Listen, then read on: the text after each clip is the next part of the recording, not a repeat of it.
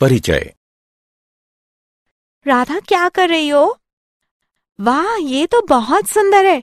तुमने इसे कैसे बनाया? मैंने इसे प्रकार और पेंसिल की सहायता से बनाया। लेकिन क्या इस वृत्त को बनाने के लिए हमें सचमुच प्रकार और पेंसिल की आवश्यकता पड़ती है? हाँ, एकदम सही आकृति बनाने के लिए हमें इन सभी रेखा गणितीय उपकरणों की आवश्यकता पड़ती है। क्या तुम इस कोण को देख सकती हो? हाँ, यह 30 अंश का कोण है। मैंने इसे प्रकार और स्केल की सहायता से बनाया है। लेकिन कैसे? मैं भी ये सीखना चाहती हूँ। मेरे साथ आओ, मैं तुम्हें सिखाती हूँ। उद्देश्य। इस पाठ के अंत में आप निम्न करने में सक्षम हो जाएंगे। एक दिए गए कोण को द्विभाजित करना, एक दिए गए रेखाखंड के लंबवर्धक की रचना करना,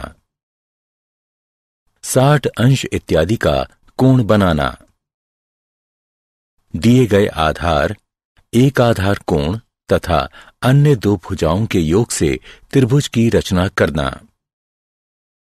दिए गए परिमाप और दो आधार कोणों की सहायता से त्रिभुज की रचना करना, एक त्रिभुज की रचना करना जिसमें परिमाप और दो आधार कोण दिए हों।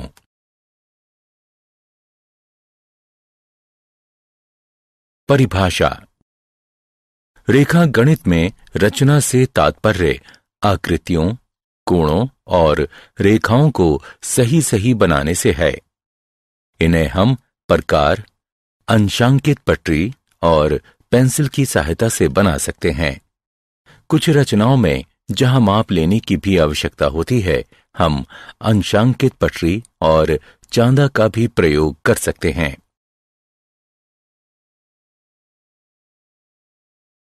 एक दिए गए कोण का समद्विभाजक। मित्रों, हम वृत्त, एक दिए गए रेखाखंड का लंबार्धक और 30 अंश और 45 अंश के कोण बनाना जानते हैं। अब हम एक दिए गए कोण का समद्विभाजक बनाना सीखेंगे। माना कि कोई कोण ABC है। अब हमें इस कोण का समद्विभाजक बनाना है। सबसे पहले हम B को केंद्र मानकर किसी भी त्रिज्या का कोई चाप लगाएंगे जो BA और BC किरणों को क्रमशः E और D पर प्रतिच्छेदित करेगा। फिर D को केंद्र मानकर DE की आधी लंबाई से अधिक की त्रिज्या लेकर हम एक चाप लगाएंगे। ठीक इसी तरह E को केंद्र मानकर DE की आधी लंबाई से अधिक की त्रिज्या लेकर हम एक और चाप लगाएंगे जो पहले चाप को F पर प्रतिच्छेदित करेगा। अब हम किरण BF खींचेंगे। यही किरण BF कोण ABC की समद्विभाजक है।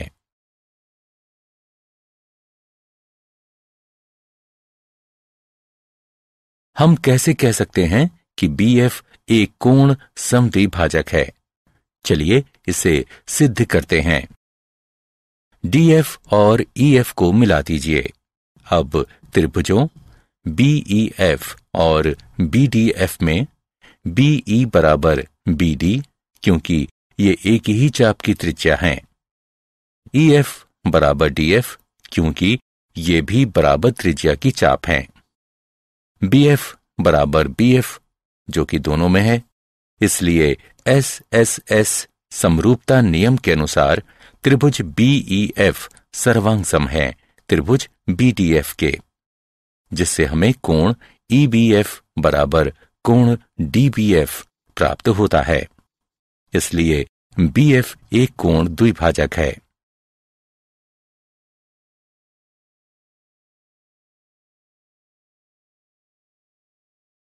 दिए गए रेखाखंड का लंबार्धक। अब हम एक दिए गए रेखाखंड के लंबार्धक की रचना करना सीखेंगे। एक रेखाखंड AB है। हम इसके लंबार्धक की रचना करना चाहते हैं। रचना के चरण। सबसे पहले A को केंद्र मानकर AB की लंबाई के आधे से अधिक की त्रिज्या लेकर रेखाखंड AB के दोनों ओर एक एक चाप लगाइए। ठीक इसी तरह B को केंद्र मानकर उसी त्रिज्या के एक एक चाप रेखाखंड AB के दोनों ओर लगाइए, जो पहले वाले दोनों चाप को क्रमशः P और Q पर प्रतिच्छेदित करेगा। अब PQ को मिला दें। PQ AB को M बिंदु पर प्रतिच्छेदित करेगी। यही रेखा PMQ रेखाखंड AB की अभीष्ट लंबार्धक है। चलिए सिद्ध करते हैं कि PMQ रेखाखंड AB का लंबार्धक है। A और B को P तथा Q से मिलाकर AP, AQ, BP और BQ बनाइए। अब PAQ और PBQ त्रिभुजों में AP बराबर BP, क्योंकि ये बराबर त्रिज्या की चाप हैं। AQ बराबर BQ, क्योंकि ये भी बराबर त्रिज्या की चाप हैं। PQ बराबर PQ, ये दोनों में हैं। इसलिए SAS समरूपता नियम के अनुसार त्रिभुज PAQ सर्वांगसम है त्रिभुज PBQ के। इसलिए CPCT द्वारा कोण APM बराबर है कोण BPM के। अब त्रिभुजों PMA और PMB में AP बराबर BP बराबर त्रिज्या की चाप, PM बराबर PM, ये दोनों में हैं। कोण APM बराबर कोण BPM जैसा कि ऊपर सिद्ध हो चुका है। इसलिए SAS समरूपता नियम के अनुसार त्रिभुज PMA सर्वांगसम है त्रिभुज PMB के। इसलिए AM बराबर BM और कोण PMA बराबर कोण PMB CPCT के द्वारा। रैखिक युग्म अभिगृहित का प्रयोग करते हुए कोण PMA जमा कोण PMB बराबर 180 डिग्री, अथवा हम इसे ऐसे भी लिख सकते हैं कोण PMA बराबर कोण PMB बराबर 90 डिग्री। इसलिए PM जो PMQ है रेखाखंड AB का लंबार्धक है। 60 अंश का कोण। हम 30 अंश और 45 अंश के कोणों की रचना करना जानते हैं। अब हम किसी दी गई किरण के प्रारंभिक बिंदु पर 60 अंश के कोण की रचना करना सीखेंगे। एक किरण AB है जिसका प्रारंभिक बिंदु A है। हम एक ऐसी किरण AC की रचना करना चाहते हैं जिससे कोण CAB बराबर 60 अंश हो। रचना के चरण। A को केंद्र मानकर किसी भी त्रिज्या का एक वृत्त का चाप लगाइए जो AB को किसी बिंदु पर प्रतिच्छेदित करेगा। माना कि वह बिंदु D है। अब D को केंद्र मानकर पहले वाली ही त्रिज्या का एक और चाप लगाइए जो पहले वाले चाप को किसी बिंदु पर प्रतिच्छेदित करेगा। माना कि वह बिंदु E है। अगले चरण में E से होते हुए किरण AC खींचिए। यही कोण CAB 60 अंश का अभीष्ट कोण है।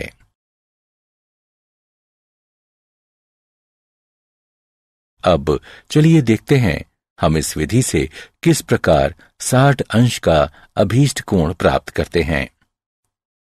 DE को मिला दीजिए।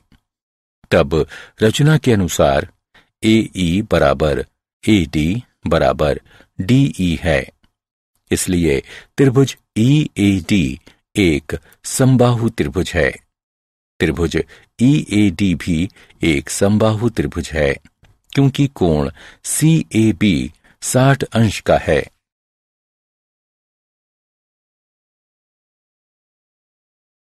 एक त्रिभुज की रचना। दिए गए आधार, एक आधार कोण तथा अन्य दो भुजाओं के योग की सहायता से त्रिभुज की रचना करना। ABC कोई त्रिभुज है। BC जिसमें आधार B एक आधार कोण और AB जमा AC त्रिभुज ABC की अन्य दो भुजाओं का योग है। हमें त्रिभुज ABC की रचना करनी है। रचना के चरण। 1. आधार BC खींचें और बिंदु B पर दिए गए कोण के बराबर एक कोण XBC बनाएं। अगले चरण में किरण BX से AB जमा AC के बराबर एक रेखाखंड BD काटें। अब DC को मिला दें और कोण BDC के बराबर एक कोण DCY बनाएं। CY BX को प्रतिच्छेदित करेगी। यही त्रिभुज ABC हमारा अभीष्ट त्रिभुज है।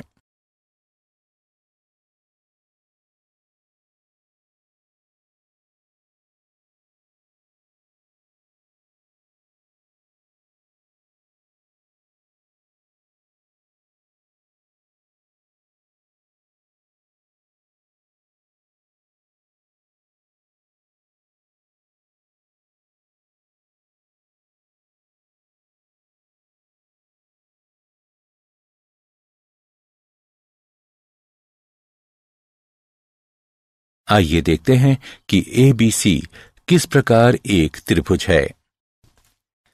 ACD त्रिभुज में कोण ACD बराबर कोण ADC रचना के अनुसार, इसलिए AC बराबर AD, तब AB बराबर BD घटा AD बराबर BD घटा AC या AB जमा AC बराबर BD।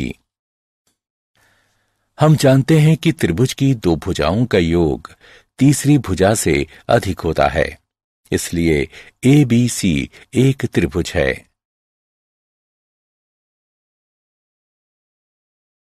दिए गए आधार, एक आधार कोण तथा अन्य दो भुजाओं के अंतर की सहायता से त्रिभुज की रचना करना। आधार BC, आधार कोण B और दो भुजाओं का अंतर दिया गया है। यहां हमारे पास दो स्थितियां हैं। दो भुजाओं का अंतर या तो AB घटा AC होगा अथवा AC घटा AB होगा। हमें त्रिभुज ABC बनाना है।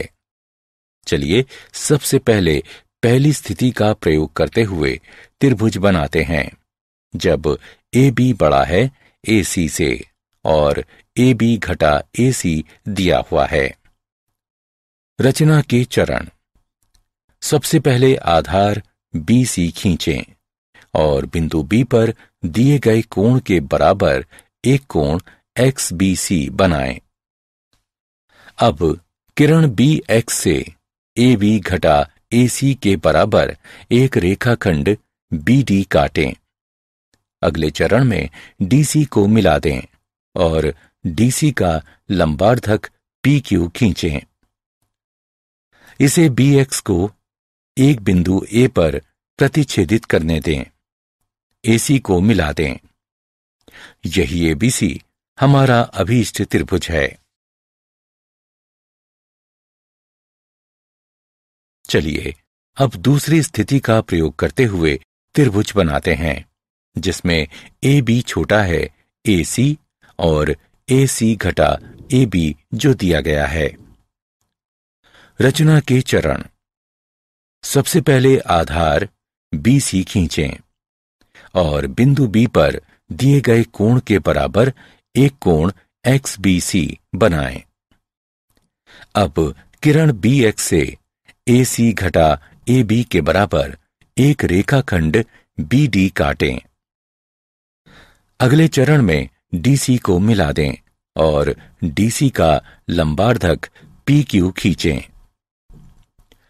PQ को BX को एक बिंदु A पर प्रतिच्छेदित करने दें।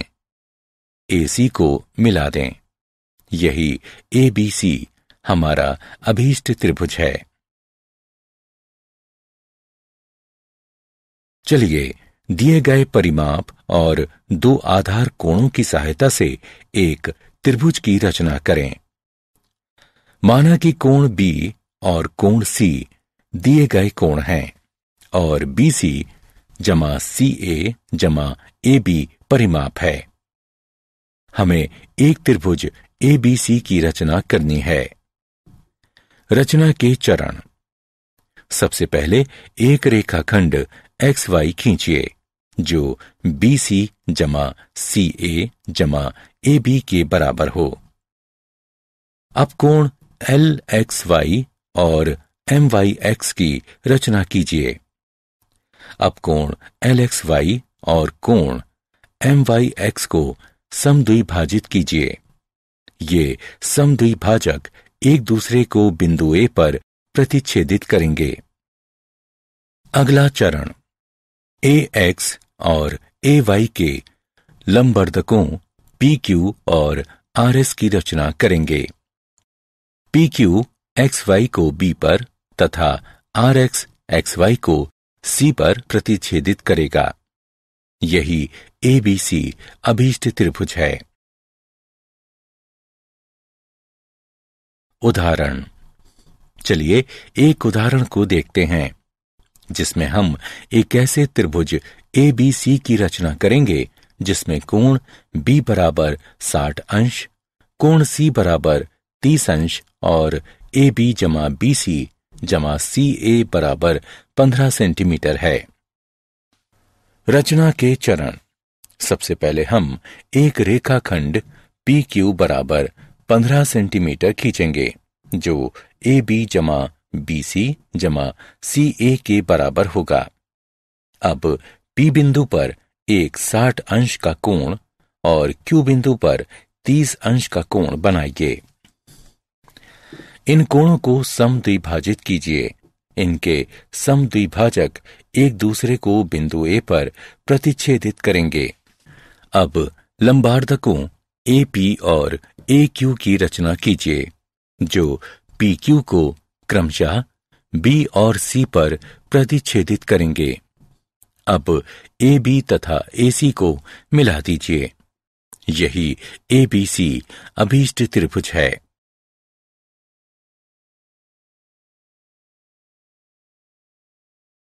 क्या आप जानते हैं जियोमेट्री शब्द ग्रीक शब्द जियो जिसका तात्पर्य है पृथ्वी तथा मैट्रिया जिसका तात्पर्य है मापना से बना है।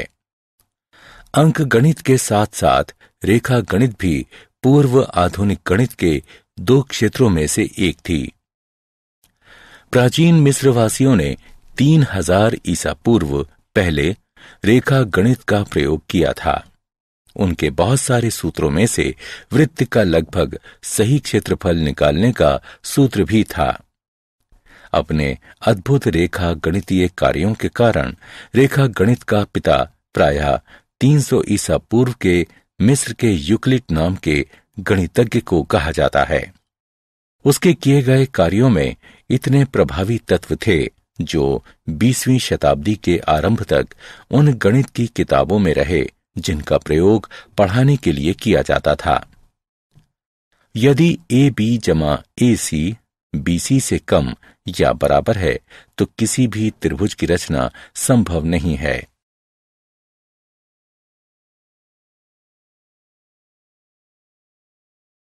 सारांश।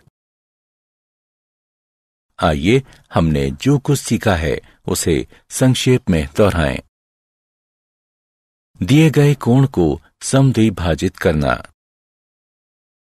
दिए गए रेखाखंड के लंबार्धक की रचना करना, दिए गए कोण की रचना करना,